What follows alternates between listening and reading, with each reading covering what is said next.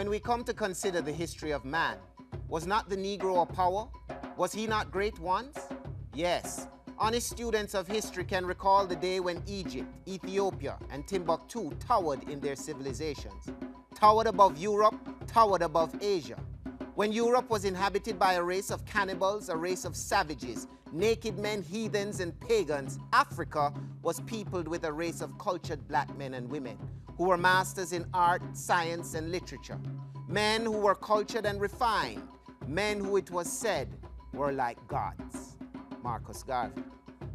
Our story is filled with instances demonstrating the physical dominance of our race over the centuries. Indeed, it is known that our ancestors were enslaved and used to build the Western world because of their renowned stamina and ability to survive under adverse conditions. That our race today still dominates the international sporting arena attests to this fact. From Jack Johnson and Muhammad Ali to Lennox Lewis in the ring.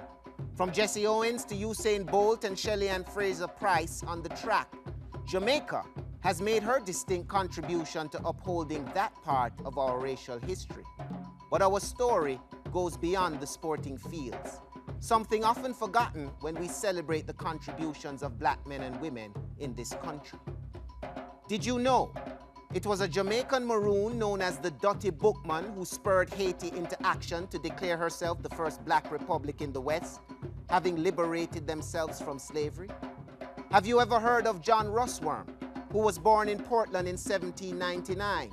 He became one of the first black men to graduate from an American college and the publisher and editor of America's first black newspaper, Freedom's Journal.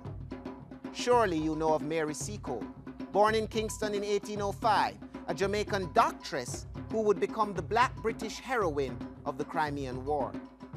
What of George Stibel, who became Jamaica's first black millionaire in the 1870s, who lost and made his fortune on 2 different occasions, and who built Devon House as his home in 1881. Did you know Alexander Dixon was the first Negro elected to Parliament in Jamaica in 1899? He represented the parish of St. Elizabeth. His campaign was managed by Dr. Joseph Robert Love, a Bahamian who was naturalized in Jamaica and who became the second black man in our parliament in 1906, representing the parish of St. Andrew. In 1920, Marcus Garvey was elected the first provisional president of Africa by 25,000 delegates representing 12 million black men and women scattered across the globe. In 1932, Leonard Percival Howell created Rastafari, a religion that today is a worldwide movement. In 1935, Jamaican historian Joel Augustus Rogers became the first black wartime correspondent journalist when he covered the war between Italy and Ethiopia. In 1981, the Honorable Robert Nesta Marley would pass from flesh to live iconically as the king of reggae. He is still among the highest grossing musicians today, and his album Exodus was declared the album of the 20th century.